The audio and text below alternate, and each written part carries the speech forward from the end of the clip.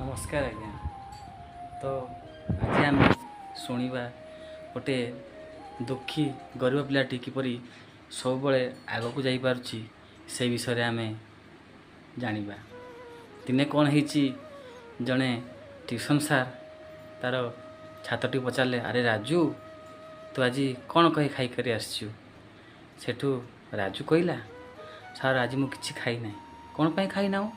सार आज आम घरे चाउल नथिला, आउ बापा चाउल नहीं आसबे, माँ रोसई कर देले मु गले खाइबी। हो ठीक अच्छे राजू, गले खाईदेबू। तापरे सार ताको कहले, अच्छा राजू तो आउ गोटे कथा पचारि, तू घर पाखरे पाठ पढ़ू ना बुलाबुली करू? सेठी पिलाटी कहला, सार मु घर पाखरे बसी पाठ पढ़े, कहीं ना पाठ न पढ़ले आमर किसी अस्तित्व नहीं। तापरे से ट्यूशन सार कहले, ओ से तू भल पाठ पढ़ुचु बोधे, तो घरे तो बापा माँ केते पाठ पढ़ुचंती? सेठू से पिलाटी कहला, राजू कहला कहला मो बापा नवम श्रेणी पाठ पढ़ुचंती, आ मो माँ मात्र तृतीय।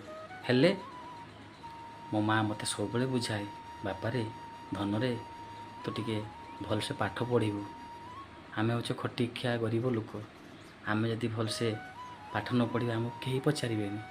आउ तू भलसे पाठ पढ़ले भल मनीष बड़ मनीष टे हो चाकरीटे करू। मुझे दिन पाखर तार कथबार्ता से पिलार कथबार्ता ताकू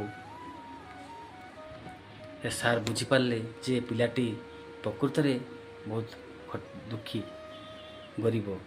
तो तापरे से पिलाटी ता मार कथा को मने पकाई सबुदिन भल भाव पाठ पढ़े, पाठ पढ़ी सब क्लास से आग को जाए एवं जेतले सी पाठ पढ़े ता माँ कथा मने पकाए एवं ता माँ मध्य सब ताको पिलाटा को मने बाबूरे पाठ पढ़, बाबूरे पाठ पढ़।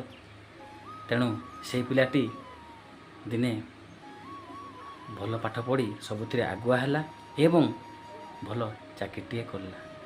चाकरीटे करी तार से बापा माँ स्वप्न को सी पूरण कर पारा। भल लगे शेयर, कमेंट और सब्सक्राइब करेंगे। रोची जय जगन्नाथ।